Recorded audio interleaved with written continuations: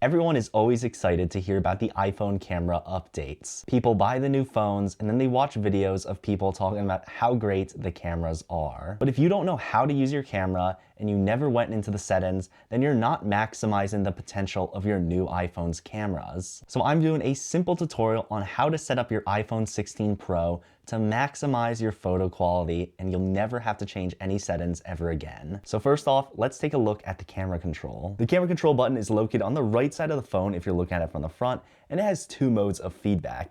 It is a half press and it has a full press. So the camera control is actually pretty to use.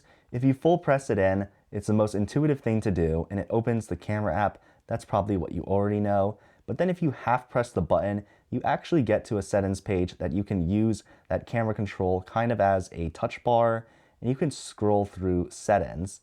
If you're not seeing all the settings, it's because you have to half press twice on that camera control button, and then you get into more settings on this. And then to select a setting, you're just going to half press again, and then you can scroll again to adjust those settings. Now personally, I'm not the biggest fan of the new camera control button. I think it's a little unergonomic, but there are new features that are supposed to come to it later. This is just all the features in it right now. My advice is to just use the phone how you were using it before, and to just use the camera control to launch the camera. It gets you really quickly into your camera, but then just use the settings how you're using it on all your other previous iPhones, because it's a lot easier to control that way. It does look pretty cool if you're controlling the camera from the camera control, but it's just not too practical. It's a lot easier to do the other gestures that we're familiar with, like zooming in by pinching your fingers or scrolling through things on the screen, because it's just a lot easier and you have a lot more room to work with. Now that's one of the big changes that came to the iPhone, and there is a second big change, and that is the camera filters. So if we hop back into the camera control,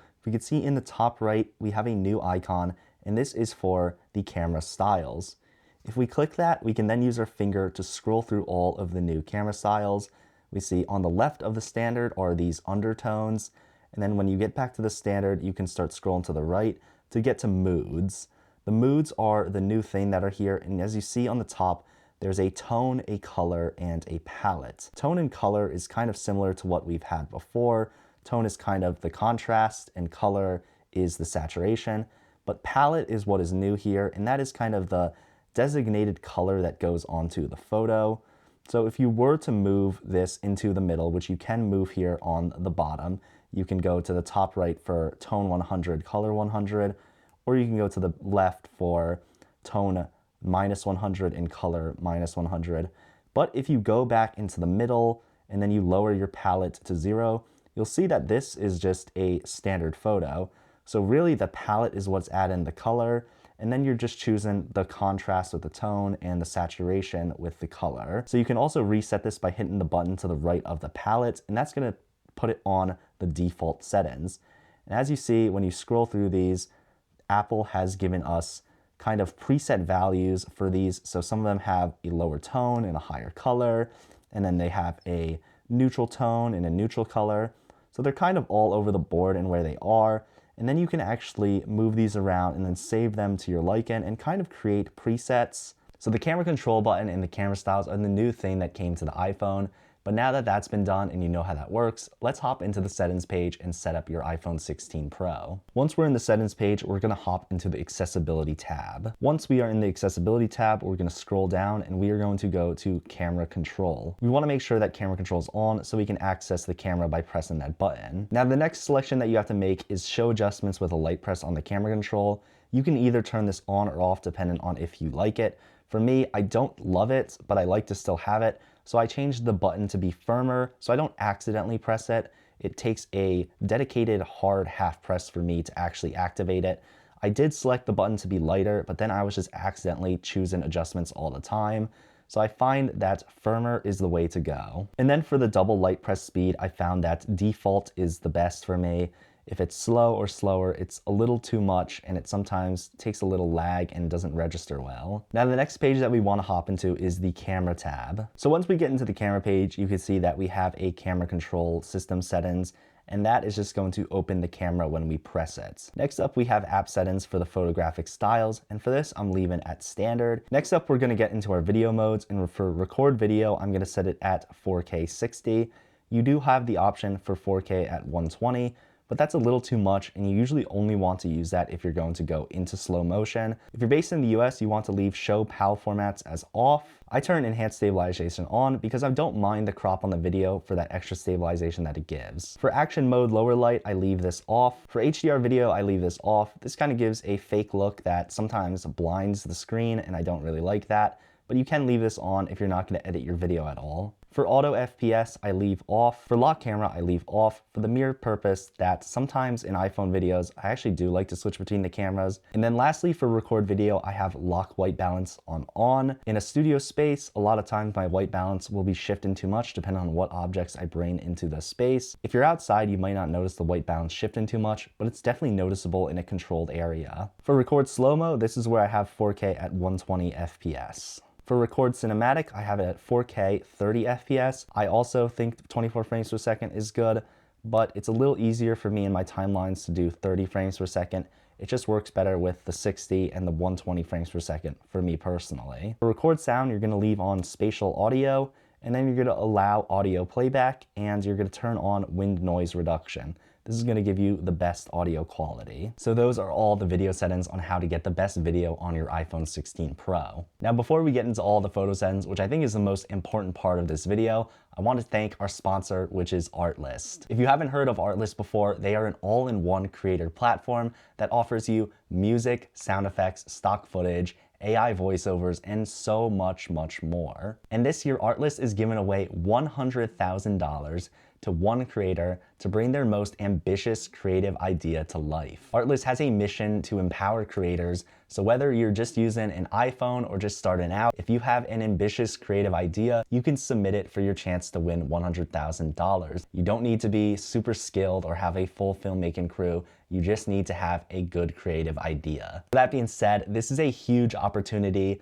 for solo filmmakers, photographers, and creators to bring their creative idea to life. To join, you have to post your video showcasing your $100,000 idea, tag artlist.io, and use the hashtag Artlist100K and for all of the other information, just go to artlist.io. So thank you again to Artlist for sponsoring this video. Now let's hop back into the photography setup. So the most confusing thing for me and probably everyone that is going to be picking up this phone is the formats. So let's break that down. Hopping into the formats page, a big choice that you have to make is choosing the camera capture mode, and this is either high efficiency or most compatible. Most compatible would give you a JPEG file. A JPEG file is mostly known by people, but it is larger and it is a lossly format. This means if you put any styles on your JPEG image, you can't get the original photo back. For that reason, I find that high efficiency is the way to go for the camera capture. You get a .HEIC file, and this file is lossless, which means if you apply these new camera styles that you get on your phone, you can actually change the style after. So you can go to black and white, you can use some of the new effects, or you can just get your standard photo back. Personally, I would love to use the file that's most compatible, but given that it has these trade-offs in the editing process, I don't think that it's worth it for most people because you're not gonna want to view your image in black and white all the time.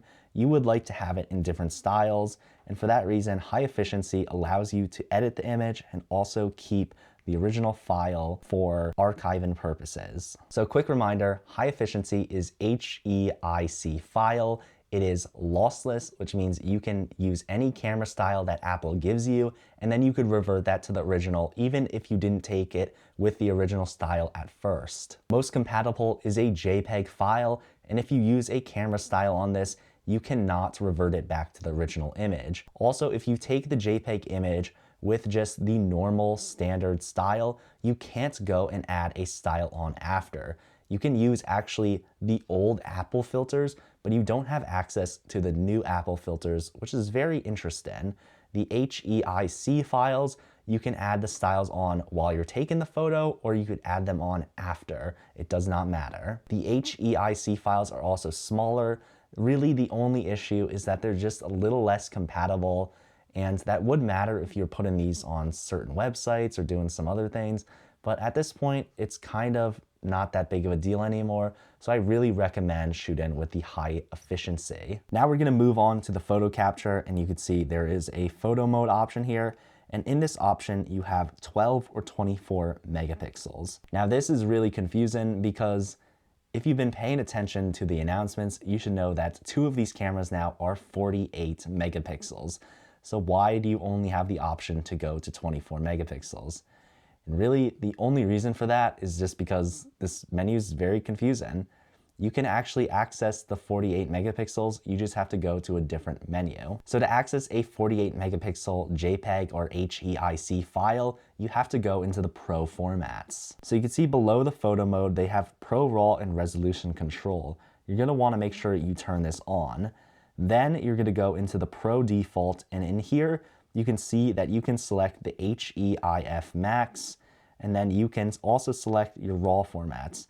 But for the purpose of this, if you want the highest HEIF file, you would have to go into the Pro default and then select this 48 megapixel option. Then you would have to go into your camera, and in the top right, you have to click the HEIF max button to turn it on. And only at that point, you are taking 48 megapixel photos.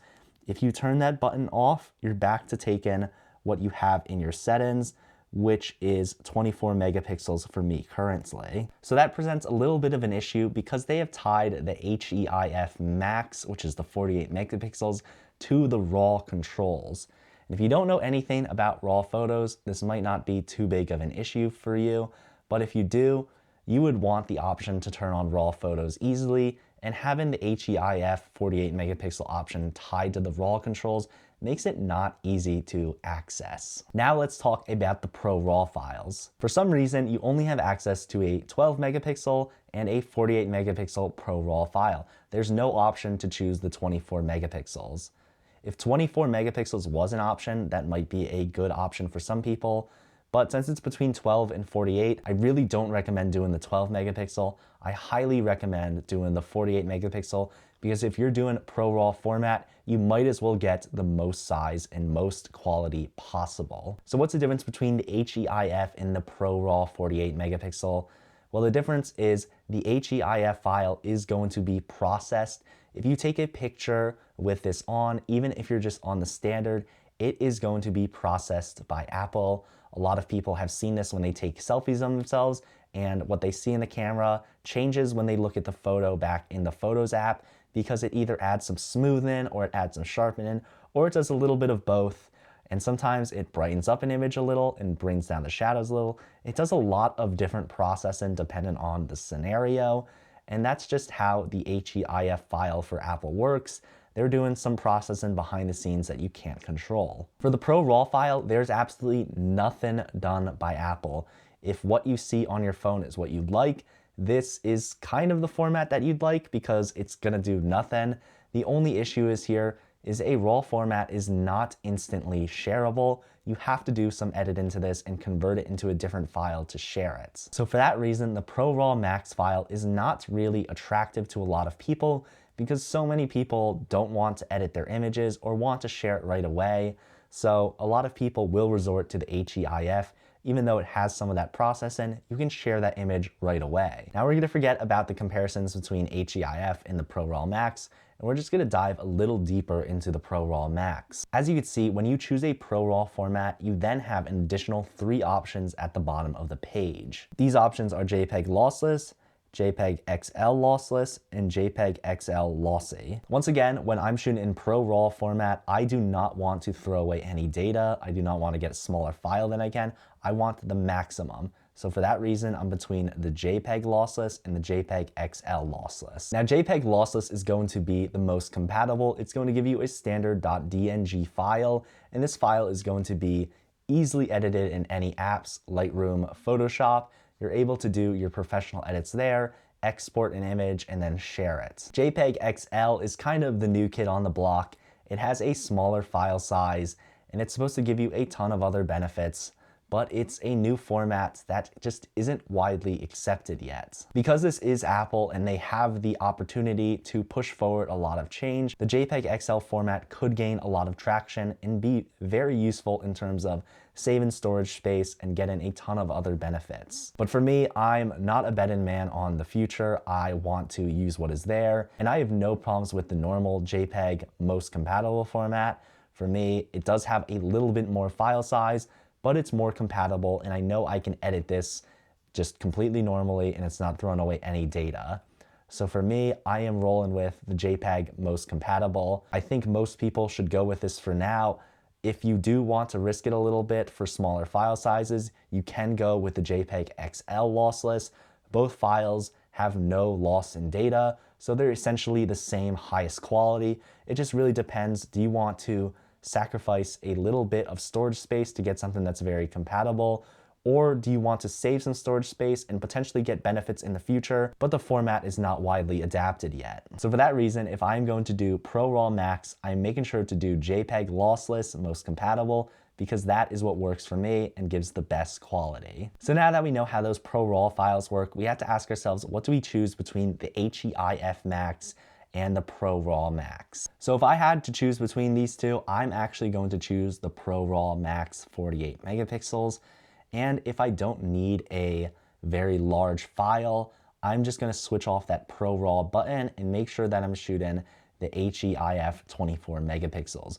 Those are the two camera options that I'm going to be consciously switching between. I don't need every picture that I take with my iPhone to have the highest quality possible, but there are also gonna be moments where I'm gonna have to switch from a small file size, the HEIF 24 megapixel, to that ProRAW Max, because I'm in a situation where I want that large size.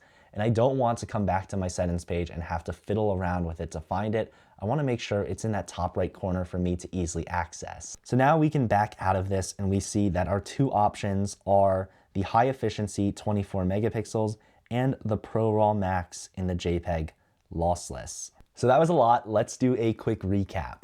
We have two modes set up for the highest quality photos possible. We have the high efficiency, which is the HEIC format.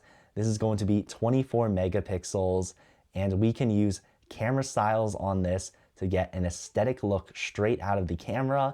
And if we don't like it after a while, it's a lossless format, so we can go back and revert to the original image, or we could just change the camera style altogether.